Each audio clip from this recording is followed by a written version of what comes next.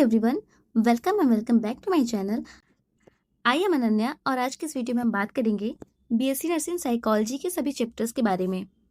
हम देखेंगे कि साइकोलॉजी में कौन कौन से चैप्टर्स हैं और हर चैप्टर में क्या पढ़ना है और एग्जाम के पॉइंट ऑफ व्यू से कौन कौन से टॉपिक्स और चैप्टर्स हमारे ज़्यादा इंपॉर्टेंट हैं। बट उसको स्टार्ट करने से पहले हम एग्जाम का पैटर्न देख लेते हैं। तो सबसे पहले हम पेपर की बात करेंगे तो इसका पेपर 2 सेशन में होगा, एक साइकोलॉजी का पेपर, एक सोशियोलॉजी का पेपर। जो साइकोलॉजी का पेपर है वो 38 मार्क्स का होगा, वहीं पे हमारा जो सोशियोलॉजी का पेपर है वो 37 मार्क्स का होगा। मतलब ये जो पेपर है आपका दोनों एक ही साथ होगा, 3 घंटे में 3 आवर्स आपको प्रोवाइड किए जाएंगे और वहाँ पे आपको 2 कॉपियाँ प्रोवाइड की जाएंगी, एक सोशियोलॉजी के लिए, एक साइकोलॉजी के लिए। बस आप अपना टाइम मैनेज करके अपना पेपर दीजिएगा। अब हम आगे की ओर बढ़ते हैं। अब सबसे ज़्यादा बच्चे यहीं पे कंफ्यूज हो जाते हैं कि साइकोलॉजी और सोशियोलॉजी में डिफरेंस है क्या, ये सब्जेक्ट हमें क्यों पढ़ाया जाता है। तो उसी कंफ्यूजन को हम दूर करते हुए सबसे पहले हम साइकोलॉजी की तरफ देखेंगे। यहाँ पे हमारा लिखा हुआ है, जहाँ पे हमारा इधर लिखा हुआ है माइंड, इमोशंस, बिहेवियर, थिंकिंग। इसका मतलब है क्या, तो इसको मैं डिफाइन करती हूँ आप लोगों को इजी लैंग्वेज में। साइकोलॉजी का मतलब है कि किसी इंडिविजुअल को या किसी पर्सन को, एक पर्सन को उसको समझना है। कैसे समझेंगे? हम किसी व्यक्ति के mind, behaviour, emotion, thinking, learning और पर्सनैलिटी को देखेंगे और फिर उस पर जज करेंगे। यानी कि एक जो पर्सन है, एक इंडिविजुअल है, वो कैसे सोचता है, कैसे रिएक्ट करता है, कैसे उसका बिहेवियर है, ये सब हम साइकोलॉजी में पढ़ेंगे। वहीं सोशियोलॉजी की बात करेंगे तो इधर लिखा है सोसाइटी, फैमिली, कल्चर, कम्युनिटी। तो यहाँ पे इंडिविजुअल के साथ साथ से आगे बढ़कर उसके family, society, culture, norms, value, believe, social environment, इन सब की बात हम सोशियोलॉजी में करते हैं। यानी जिस माहौल में एक व्यक्ति रहता है, उसका समाज, उसकी संस्कृति, उसके सोशल रिलेशन, उसके बिहेवियर को कैसे इफेक्ट करते हैं, कैसे प्रभावित करते हैं, ये सोशियोलॉजी आपको बताती है। यानी कि यहाँ पे आपका है साइकोलॉजी, यानी अंडरस्टैंड पेशेंट। पेशेंट को यहाँ पे समझना है, इंडिविजुअल को। और वहीं पे सोशियोलॉजी का मतलब है understand family and society. Patient के साथ साथ हमें उसकी फैमिली को, उसकी सोसाइटी को भी, उसके आसपास का जो माहौल है, इन्वायरमेंट है, उसको भी देखना है। अब यहाँ पे आपको दोनों का एक बेसिक डिफरेंस पता चल गया होगा। तो यहाँ हम बेसिक लैंग्वेज में देखें तो साइकोलॉजी मतलब होता है इंडिविजुअल की स्टडी और वहीं पे सोशियोलॉजी का मतलब होता है सोसाइटी की स्टडी। नाउ तो इस वीडियो में हम सबसे पहले अप्लाइड साइकोलॉजी के बारे में देखेंगे, जो कि हमारा बीएससी नर्सिंग फर्स्ट सेमेस्टर में जो होल सिलेबस है हमारा, वो हम देखने वाले हैं। नाउ हम पूरे यूनिट को डिस्कशन करने के बाद क्विक समरी, कुछ की पॉइंट्स और सॉफ्ट स्किल इंक्लूड करते हुए इम्पॉर्टेंट इन नर्सिंग, मतलब इसका नर्सिंग में क्या इंपॉर्टेंस है वो देखेंगे। और कुछ इसमें से मैं आपको इम्पॉर्टेंट टॉपिक्स जो कि एग्ज़ाम के पॉइंट ऑफ व्यू से काफ़ी मोर इम्पॉर्टेंट है, उसके बारे में बात करेंगे। तो सबसे पहले हम यूनिट नंबर 1 को देखते हैं, जो कि हमारा रहने वाला है इंट्रोडक्शन टू साइकोलॉजी। तो ये हमारा सबसे बेसिक जो यूनिट है, इंट्रोडक्शन टू साइकोलॉजी, क्योंकि हमारा पूरा बेस बनाएगा साइकोलॉजी का।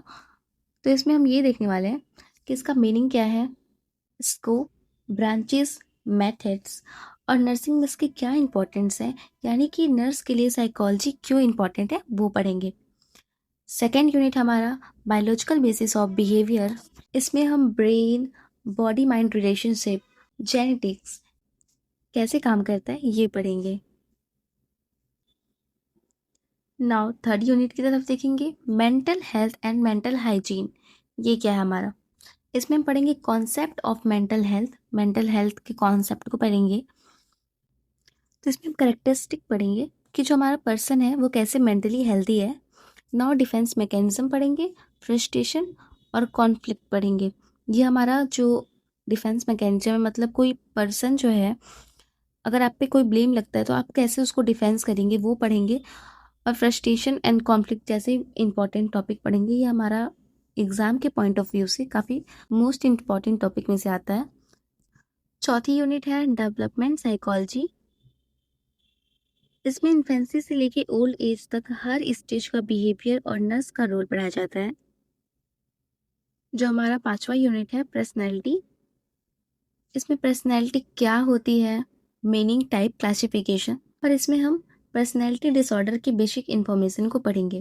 नाउ 6, 7 एंड 8 यूनिट जो हमारा है, ये काफ़ी इंपॉर्टेंट यूनिट रहने वाला है, क्योंकि क्योंकि ये हमारे कॉग्निटिव प्रोसेस पर आधारित है, क्योंकि इसमें हम attention, perception, intelligency, learning, memory, forgetting, thinking, aptitude, psychometric assessment के बारे में पढ़ेंगे। जो हमारा आता है next unit, unit number 9, motivation and emotional process. इसमें हम ये पढ़ेंगे मोटिवेशन क्या है, इमोशन कैसे डेवलप होते हैं, और स्ट्रेस मैनेजमेंट को पढ़ाया जाता है कि स्ट्रेस को हम कैसे मैनेज करें, उससे कोपिंग करना सीखेंगे। नाउ हम नेक्स्ट यूनिट नंबर 10 की तरफ देखेंगे, जो कि हमारा है एटीट्यूड। इसमें हम एटीट्यूड का मीनिंग, नेचर, फैक्टर और हेल्थ केयर में इसका इम्पोर्टेंट देखेंगे।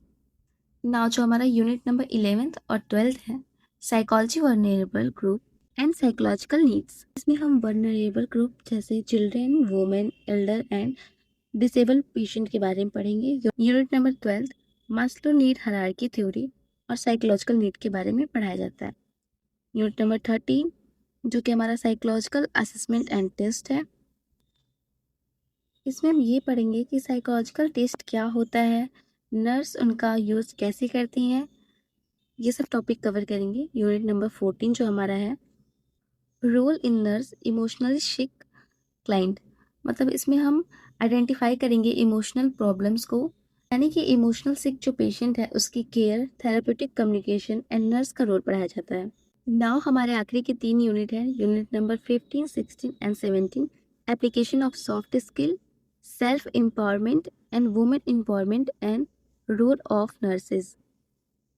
इसमें हम सॉफ्ट स्किल, सेल्फ एम्पावरमेंट और वुमेन एम्पावरमेंट से टॉपिक पढ़ेंगे। इसमें communication skill, team work, time management and professional behaviour के साथ साथ पर्सनैलिटी डेवलपमेंट जैसे टॉपिक को कवर करेंगे।